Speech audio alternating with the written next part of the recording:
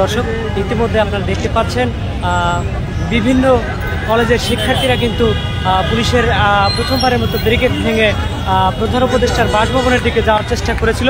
এখন আবারও পুলিশ কিন্তু এদিকে ব্যারিকেড দিয়ে রেখেছে, প্রধান উপদেষ্টার বাসভবনের দিকে যেতে দিচ্ছে না। এপাশে শিক্ষার্থীর সংখ্যা ধীরে ধীরে বাড়ার একটা সম্ভাবনা দেখা যাচ্ছে।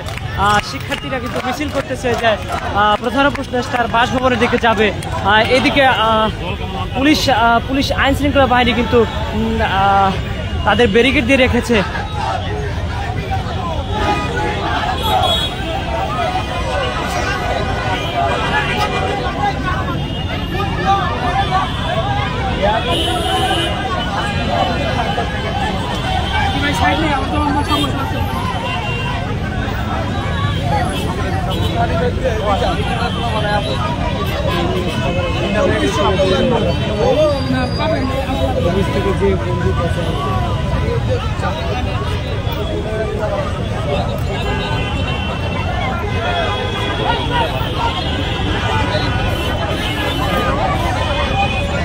দর্শক, আপনারা দেখতে পাচ্ছেন ঢাকা শহরের 30টি কলেজের শিক্ষার্থীরা কিন্তু মিলিত হয়ে ধর্ষকের প্রতিবাদে যে বিক্ষোভ মিছিল এবং মানববন্ধন নিয়ে প্রধান উপদেষ্টার বাসভবনের দিকে যাওয়ার চেষ্টা করছে।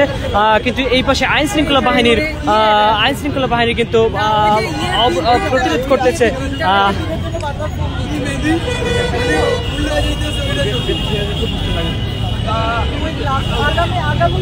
আচ্ছা, স্মারকলিপি তো দেওয়া দরকার।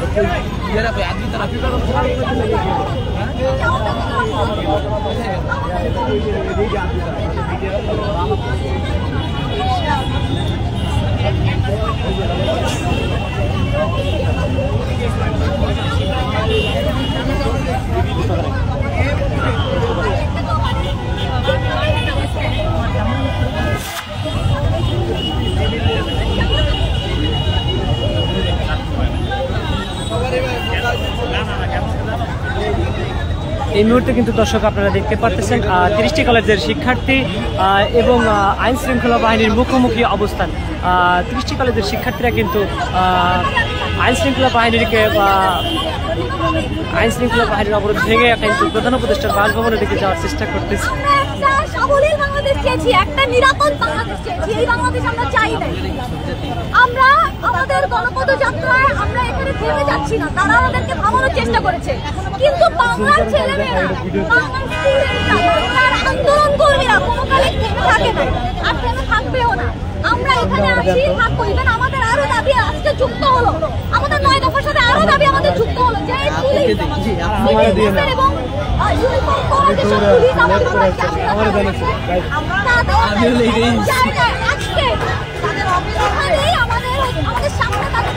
আপনার উপর হামলা করার ছবিটা,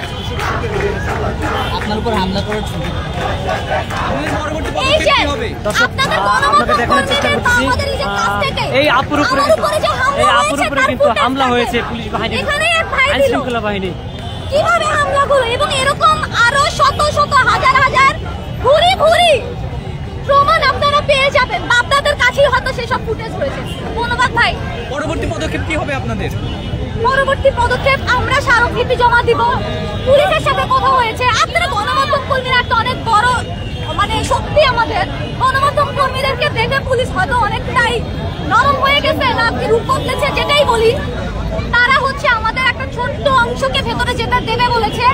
না, আমাদের একটা ছোট্ট অংশ আগে থেকেই নির্ধারিত ছিল, তারা ভেতরে যাবেন, স্মারকলিপি জমা দেবেন এবং আমরা এখানেই থাকবো। সেই সব পুলিশের আমরা তাদের সাথে আমরা নিশ্চিত না করে এখান থেকে নড়তে চাইছি না। আর প্রতি মুহূর্তে আপনাদেরকে তো পাশে চাচ্ছি এবং পাবো। এই জায়গায় একটু আসেন, সিদ্ধান্ত কর্মসূচি ঘোষণা করছি। সকলের মনোযোগ এদিকে আমি আকর্ষণ করছি খানিকক্ষণের জন্য। এদিকে আসেন আপনারা। আচ্ছা আচ্ছা, আপনার একটু আমাদেরকে জানিয়ে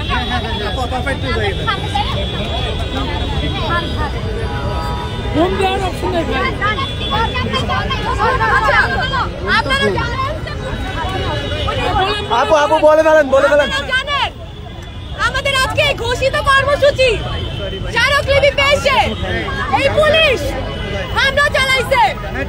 আমাদের আন্দোলনকারী ভাইরা যারা আমাদের পাশে এসে দাঁড়াইছিলেন তাদের হাত ভেঙে দেওয়া হয়েছে।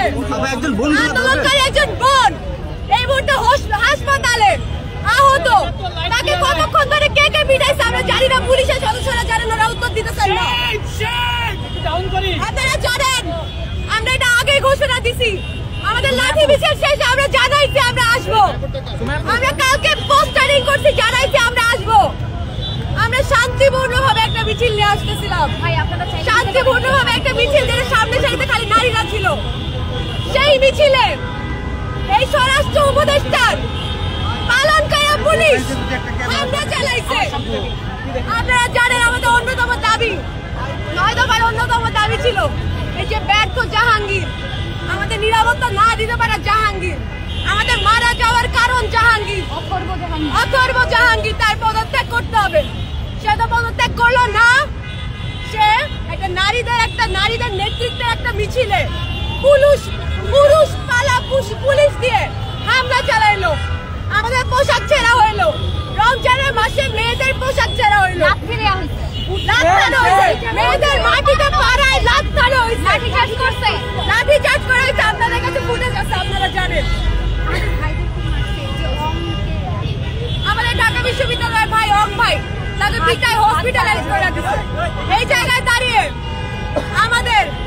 আমরা সততার সাথে যেই বাহিনী, যার আন্ডারে চলা বাহিনী বা যাদের ঘোষণায় চলা বাহিনী আমাদের উপর হামলা চালায়, তাদের সাথে কোনো প্রকার আপোষ বা ডিলিং করতে পারি না। আমরা আমাদের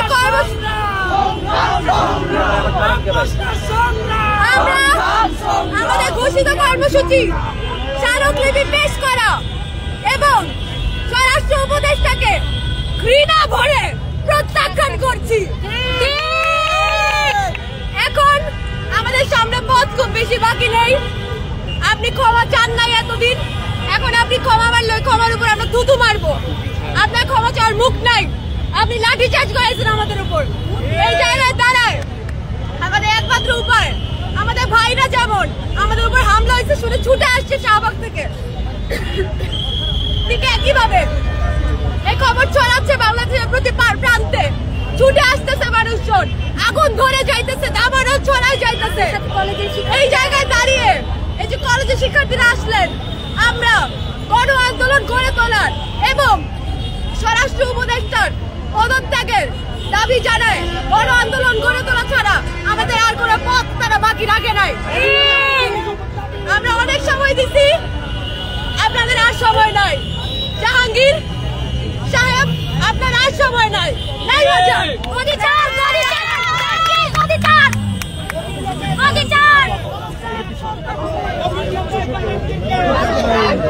দর্শক, আপনারা দেখছিলেন ধর্ষকের প্রতিবাদে যে একটা মিছিল নিয়ে 30টি কলেজের শিক্ষার্থীরা আপনার প্রধান উপদেষ্টার বাসভবনের দিকে যাওয়ার চেষ্টা করতেছিল, কিন্তু সেখানে কিন্তু পুলিশ বাহিনী, আইন শৃঙ্খলা বাহিনীর কিন্তু একটা অবরোধের কারণে তারা যেতে পারে নাই।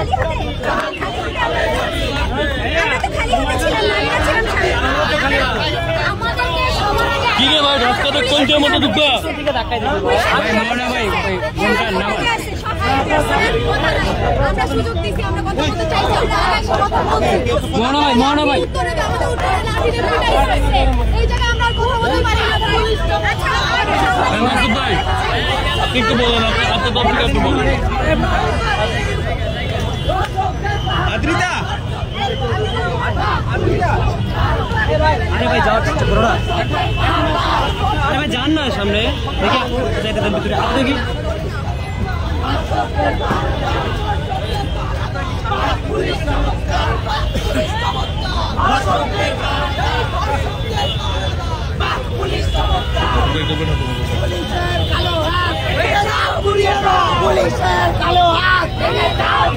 এই মুহূর্তে কিন্তু দেখতে পাচ্ছেন শিক্ষার্থী এবং আইন শৃঙ্খলা বাহিনীর মুখোমুখি অবস্থা।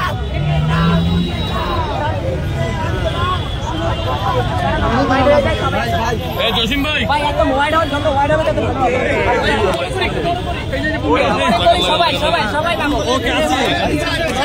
পিছন লাগবে ভাই আপনারা একটু পিছন ভাই আপনারা একটু পিছন সবাই জায়গা করে সবাই পিছন ক্যামেরাম্যানদের সবাই জায়গা করে নেই না। এই বাবু ভাই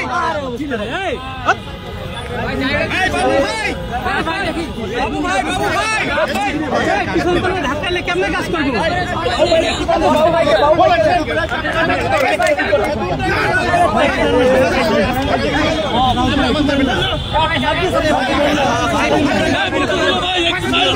শুরুই করবো না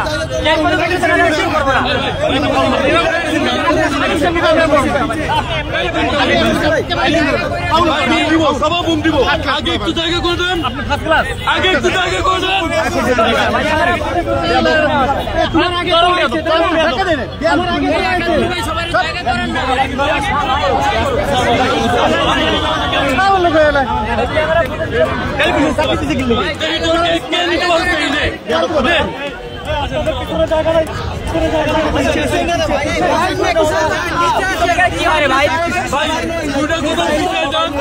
মোটর এই পাশে আসেন ক্যামেরাগুলোকে এই সাইডে নেন আসেন না,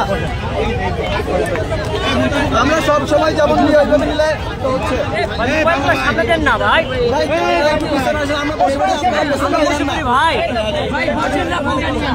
ভাইয়া মোটরে একটু বসেন ভাই এইভাবে যদি আপনারা বসতে চান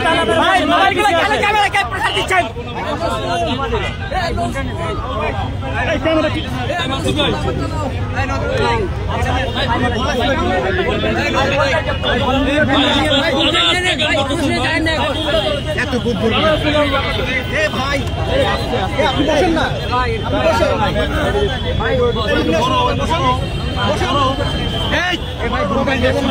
আপনি যতটুকু সব শর্টে শেষ করবেন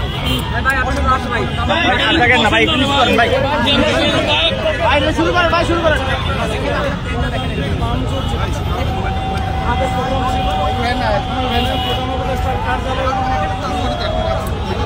ভাই আপনি নিচে নামান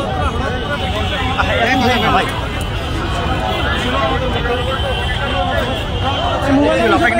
শুনেন না ভাই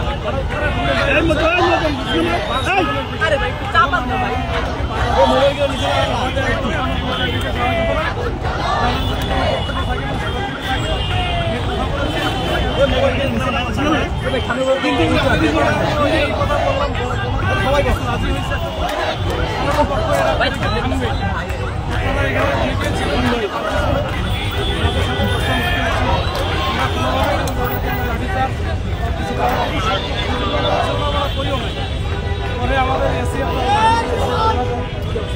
হঠাৎ করে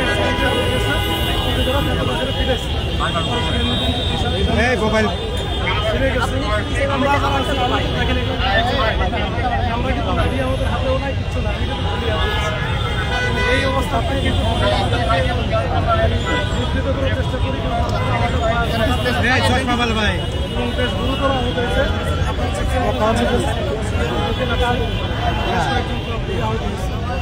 এই জিনিসটা কোনো আমাদের সেখানে একেবারে সেখানকার দেখে পাচ্ছিল যে তারা আসবে এখানে, এখান থেকে আমি পাঠাই দেবো প্রতিনিধি পাত্র, তারা কথা বলবে এটা নিয়ে। তার আমাদের বিনোদ এই জায়গাটা যেহেতু গাড়ি করা হয় আমরা সেটা করলাম না, তারপরে এখানে থাকেন আপনাদের প্রতিনিধি ভিতরে, কিন্তু তোমরা সেই কথাটা শুনি তারা কিন্তু বারবার এটা করতে, এরপরেও কিন্তু আমরা ধৈর্য সহকারে সবাই এখানে তাদের ধরতেছে দেয় না, এটাই হচ্ছে আমাদের অন্য এইটুকু ছিল আমার পক্ষ থেকে। 5 জন কথা ওনারাও রাজি হইল, এখন এসে বলতেছে এটা তাদের ব্যাপার, ওনার যাবে না। আমি বাসভবনে করে তারাও রেডি ছিল, যেহেতু যাবে না তার এটা সব সময় আমাদের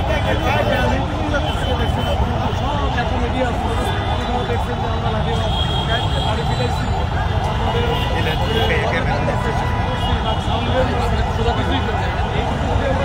তারাই আমরা দেখতে হবে, আমি অ্যালাউ করি, মানে আমারও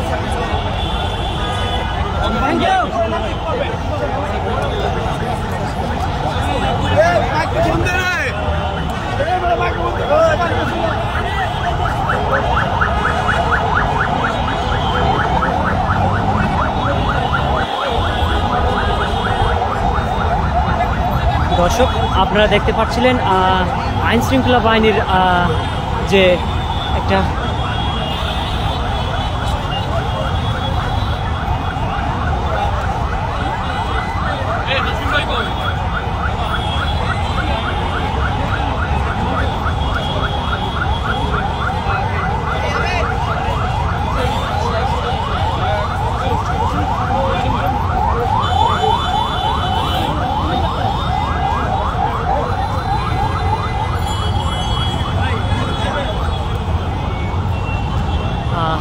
ধর্ষকদের বিচারের দাবিতে যে 30টি কলেজের শিক্ষার্থীরা প্রধান উপদেষ্টার বাসভবনের দিকে যাওয়ার যে একটা চেষ্টা করেছিল, সেটা কিন্তু এই মুহূর্তে আইনশৃঙ্খলা বাহিনীর কারণে তারা যেতে পারেনি। আইনশৃঙ্খলা বাহিনী তাদেরকে এক প্রকার বাধা দিয়েছে, যার ফলে এই মুহূর্তে কিন্তু শিক্ষার্থীদের অবস্থান ইতিমধ্যে এখান থেকে সরে গেছে, নেই বলে চলে। আইনশৃঙ্খলা বাহিনী কিন্তু এখনো কঠোর অবস্থানে রয়েছে। 30টি কলেজের শিক্ষার্থীরা কিন্তু ধর্ষকের প্রতিবাদে এক বিক্ষোভ মিছিল নিয়ে এবং তাদের দাবি জানানোর জন্য প্রধান উপদেষ্টার বাসভবন ঘেরাও করার জন্য কিন্তু যাওয়ার চেষ্টা করেছিল, কিন্তু আইনশৃঙ্খলা বাহিনী তাদেরকে বাধা প্রদান করে। এই মুহূর্তে আইনশৃঙ্খলা বাহিনীর কঠোর অবস্থান দেখতে পাচ্ছেন আপনারা।